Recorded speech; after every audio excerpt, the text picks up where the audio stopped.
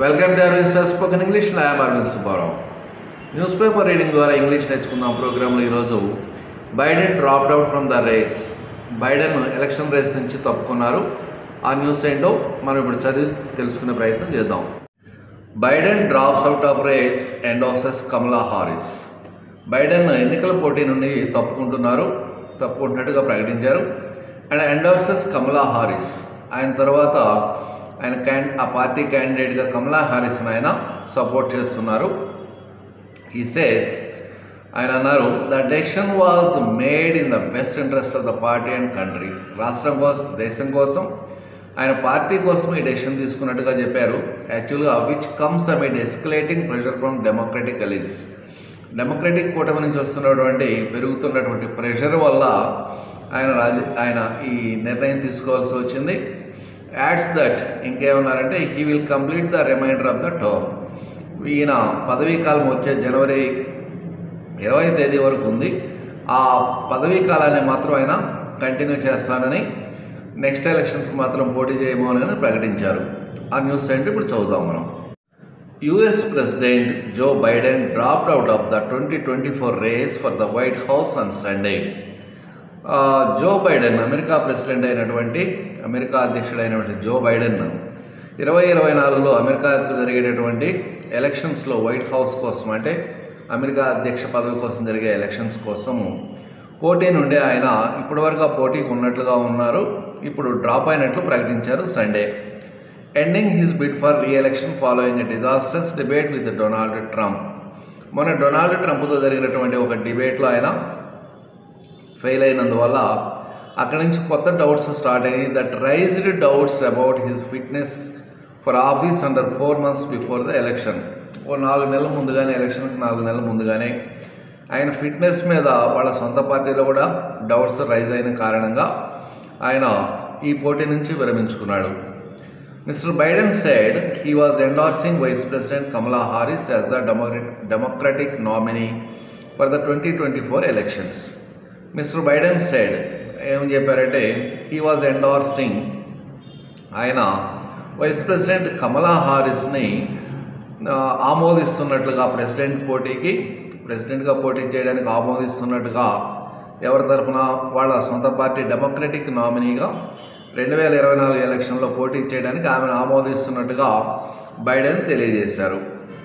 ఇక్కడ dropped out అన్న చోట ఒక పాస్ట్ సింపుల్ టెన్స్ ఉపయోగించారు. Ending his bid for reelection following అనేది ఒక ఫ్రేజ్, అది టెన్స్ కాదు. తర్వాత that raised doubts about his fitness అనే దగ్గర ఒక సబార్డినేట్ క్లాజ్ ఉంది. తర్వాత mister Biden said that he was endorsing Vice President Kamala Harris అనేది పాస్ట్ టెన్స్. అందులో ఇండైరెక్ట్ స్పీచ్లో ఉంది. అంటే ఆయన I am endorsing Vice President Kamala Harris అనే సెంటెన్స్ని ఆయన చెప్పుంటుంటే దాన్ని మనం ఇండైరెక్ట్ స్పీచ్లో మిస్టర్ బైడెన్ సెడ్, అక్కడ దట్ కూడా రాసుకోవచ్చు. Mister Biden said that he was endorsing Vice President Kamala Harris అని ఇండైరెక్ట్ స్పీచ్ అవుతుంది. ఇది ఈ పేరాలో ఉన్న grammatical matters. The decision comes after escalating pressure from Biden's Democratic allies to step aside following the June 27 debate. June 27న ట్రంప్తో జరిగినటువంటి debate నుండి, అప్పటి నుండి బైడెన్ మీద ఒత్తిడి పెరుగుతూ ఉంది. ఆయన పోటీ నుంచి తప్పించుకోవాలని తన సొంత పార్టీ డెమోక్రటిక్ అల్లీస్ నుంచి. In which the 81-year-old president trailed off. ఏమిటి ఆ డిబేట్లో అంటే, డిబేట్లో బైడెన్ ట్రంప్తో కరెక్ట్గా వాదించలేకపోయాడు, అక్కడ ఫెయిల్ అయ్యాడు ఆయన. Often gave nonsensical answers. మన బైడెన్ ఇచ్చినటువంటి ఆన్సర్స్ చాలా నాన్ సెన్సికల్గా ఉన్నాయి.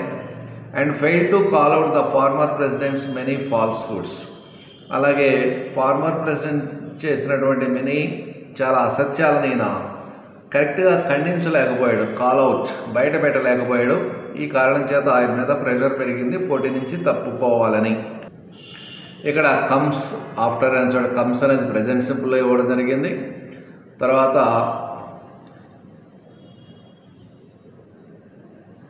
In which the 18-year-old president trailed off అనేది ఒక పాస్ట్ సింపుల్. ఆఫెన్ గేవ్ అనేది ఇక్కడ ఇంకొక past simple. And fail to call out ఇది ఒక పాస్ట్ సింపుల్. అంటే ఈ పారా మొత్తం కూడా ఫస్ట్ కమ్స్ ఒకటి ప్రెజెంట్ సింపుల్, మిగతా అన్ని వర్బ్స్ కూడా పాస్ట్ సింపుల్లో ఉన్నాయి చక్కగా. Mr. Biden plans to serve out the remainder of his term in office, which ends on January 20, 2025. Mr. Biden plans to serve out the remainder of his term in office. ఇంకా ఆయనకు ఒక 5 to 6 months time ఉంది ప్రెసిడెంట్గా. అంటే జనవరి 2025 వరకు ఆయన ప్రెసిడెంట్గా కొనసాగాలని ప్లాన్ చేస్తున్నారు. It has been the greatest honour of my life to serve as your president. ఇది ఆయన ఎక్స్లో పోస్ట్ చేసినటువంటి తన మెసేజ్లో రాసిన డైలాగ్ అనమాట. It has been the greatest honour of my life to serve as your president. మీ ప్రెసిడెంట్గా సేవలు చేయడం నాకు చాలా గౌరవప్రదంగా భావిస్తున్నాను అన్నారు. And while it has been my intention to seek reelection. యాక్చువల్గా నేను మళ్ళీ నెక్స్ట్ ఎలక్షన్స్లో పోటీ చేయాలనేది నా ఉద్దేశం. But I believe it is in the best interest of my party and the country for me to stand down and to focus solely on fulfilling my duties as president for the reminder of my term. కానీ నేనేం నమ్ముతున్నానంటే ఇప్పుడు నా దేశం కోసం మరియు నా పార్టీకి సంబంధించిన ద బెస్ట్ కొరకు నేను ఇప్పుడు తప్పుకోవడమే మంచిదని, తర్వాత తప్పుకొని మిగిలిన 6 నెలల టయాన్ని నేను దేశ ప్రగతి కోసం దృష్టి పెట్టాలని మా పార్టీ వాళ్ళు కూడా కోరుకుంటున్నారని ఆయన ఎక్స్లో ఒక పోస్ట్ చేయడం జరిగింది. అంటే ఎక్స్ అంటే ట్విట్టర్, మాజీ ట్విట్టర్లో ఒక పోస్ట్ చేశారు. Mister Biden's decision came as he has been isolating at his Delaware beach house after being diagnosed with COVID-19 last week. పోయిన వారం ఆయనకి COVID-19 పాజిటివ్ వచ్చింది. అది వచ్చినప్పటి నుంచి డెలావేర్ బీచ్ హౌస్లో ఐసోలేటెడ్గా ఉంటున్నారు. సో ఐసోలేటెడ్గా ఉన్న ఆయన ఈ డెసిషన్ తీసుకోవడం జరిగింది. Huddling with a shrinking circle of close confidants and family members about his political future. ఆయనతో ఉన్నటువంటి తగ్గిపోతూ కొద్దిమంది ఉన్నటువంటి ఆయన సర్కిల్, ఆయన ఫ్యామిలీ మెంబర్స్తో కలిసి ఆయన భవిష్య ప్రణాళికల గురించి మాట్లాడుకుని ఈ డెసిషన్ తీసుకోవడం జరిగింది. He said he would address the nation later this week to provide details about his decision. He said, ఆయన అన్నారు, he would address the nation. That means ఆయన అన్నప్పుడు direct స్పీచ్లో I will address the nation అనే డైలాగ్ని indirect స్పీచ్లో రాసుకున్నాం. He said he would address the nation later this week to provide details about this decision.